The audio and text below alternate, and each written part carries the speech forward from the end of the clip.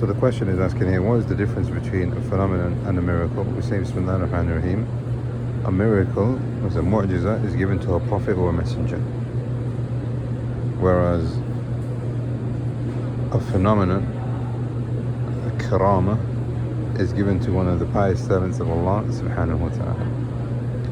Now both of these go against what is the natural order of human life. And sometimes you can't explain any of them. But the intrinsic difference between a mu'jiza, which is a miracle, and a karama, which is a phenomena, is that the mu'jiza is given to the Prophet and the Messenger in order to show that he has come with the haqq. So after the Mi'raj, they asked for another sign, and then they asked for another sign, and then, even before that actually.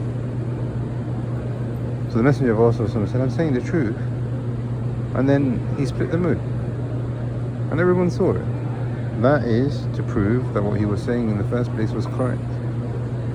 There's never been a miracle that's been given to a Prophet or Messenger except that supports his nubuwwah and the prophethood that he came with. As for the karama, then Allah subhanahu wa ta'ala grants it to his pious servants to make them firm, to establish them.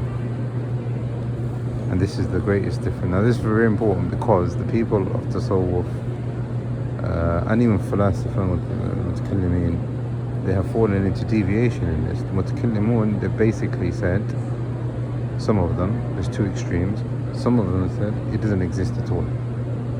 They completely deny karama, because what they say is then there'll be no difference between a Nabi and non-Nabi. If Allah is going to give you something which is, supernatural or out of the ordinary, then that makes you a prophet, and that's not possible. So they denied it. This is well known for the Mu'tazila. Others from the Jabriyya and the Ash'ari have said, no, you can be given a karama, and some of them, this is how far they've gone in their deviation, may Allah protect us, have said that your karama could be on the same level as a prophet or a messenger.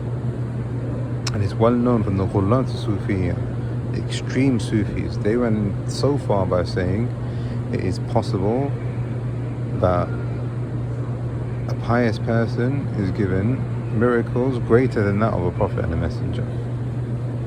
And this is well known with the Qutb and the Abdal and things like this. They say our scholars are so pious that they don't even need to worship Allah anymore, and they have the ability to control the universe.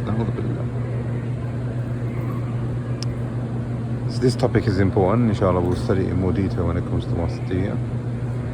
But this is the difference between a karama and a mu'jiza, and you have to obviously understand it in light of what the Aqeedah and what Ahl Sunnah have said, and this is why you'll find it in the books of Ahl Sunnah. Ahl Sunnah basically say all of this is haqq. This is what Allah subhanahu wa ta'ala grants to his pious servants, and he gives it to his prophets and his messengers. And there is a difference between Allah subhanahu wa ta'ala giving it to both sets of these people that we've just mentioned. We ask Allah subhanahu wa ta'ala that he gives us the correct aqeedah, and Allah subhanahu wa ta'ala makes us firm upon the correct path. This is the greatest phenomenon that anyone can ever achieve. It's not about, your voice reaching a mountain. When Umar radiallahu anhu said, Al-Jabal al-Sari, Al-Jabal al-Sari, and his voice was transported miles and miles away. That's just an example of a karama. But the greatest karama, as Ibn Taymiyyah mentions in the Wasatiyya, is that Allah subhanahu wa ta'ala gives you hidayah and then makes you steadfast on it. The point, Allah subhanahu wa ta'ala gives you things which are not ordinary in order to make you firm on the religion of Allah subhanahu wa ta'ala. Ask Allah subhanahu wa ta'ala for his tawfiq and success. Wallahu a'lam wa sallallahu ala nabiyyina Muhammad.